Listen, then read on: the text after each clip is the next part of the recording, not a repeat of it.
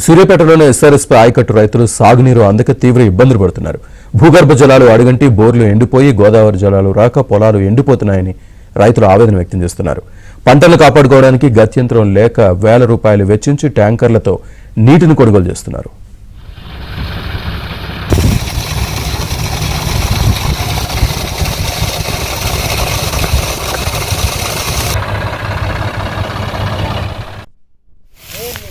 నీళ్ళు రాలేదు.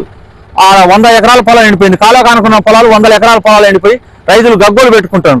కనీసం ప్రభుత్వం కానీ ప్రజాప్రతినిధి కానీ ఎక్కడ ఏమవుతుంది ఏంది అనే చూసినోడు లేకుండా దానివల్ల మా 2 బోర్లు అడుగంటిపోయినాయి. ఉన్న 2 ఎకరాల పొలం ఎండిపోయింది. ఇంకొక 2 ఎకరాలు ఉంది. దీని ట్యాంకర్ తోటి తడుపుకుని వేరే కాంచి తీసుకొచ్చి నీళ్లు పోస్తున్నాం.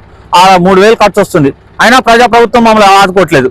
ఇప్పటికైనా వచ్చి ప్రజాప్రతినిధులు వచ్చి రైతులను ఒకసారి ఏ పొలాలు ఎండిపోయినాయి, ఎక్కడ ఎండిపోయినాయి అని చూసి నీళ్ళు ఇస్తే మా రైతులను కాపాడిన ప్రభుత్వం అవుతుంది. 2 ఎకరాలు రోజు ట్యాంకర్తో తోలుకుంటున్నాం. కిరాయి ట్యాంకర్ పెట్టి తోలుకుంటున్నామండి. ఒక ట్యాంకర్కి వచ్చేసి 900 రూపాయలు రోజు కిరాయి అండి. అదేవిధంగా నాకు 12 ట్యాంకర్లు పడుతుంది. రోజు 10 నుంచి 11,000 రూపాయలు ట్యాంకర్లకి ఇవ్వడం జరుగుతుంది. కిరాయి ట్యాంకర్ తెచ్చుకొని పొలాలకు నీళ్లు పారేసుకుంటున్నామండి. అది కూడా కిరాయి రోజుకు 900 రూపాయలు కిరాయి ఇచ్చుకుంటా నీళ్లు కూడా కొనుక్కుంటున్నామండి. ట్యాంకర్కి 300 చొప్పున నీళ్లు కూడా కొనుక్కునే పరిస్థితికి వచ్చింది మాకు ఇప్పుడు.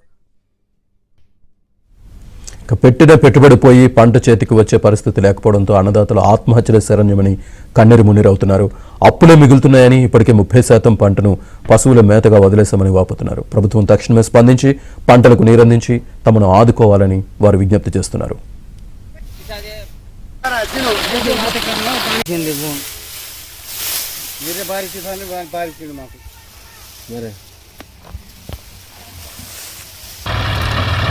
దీనికి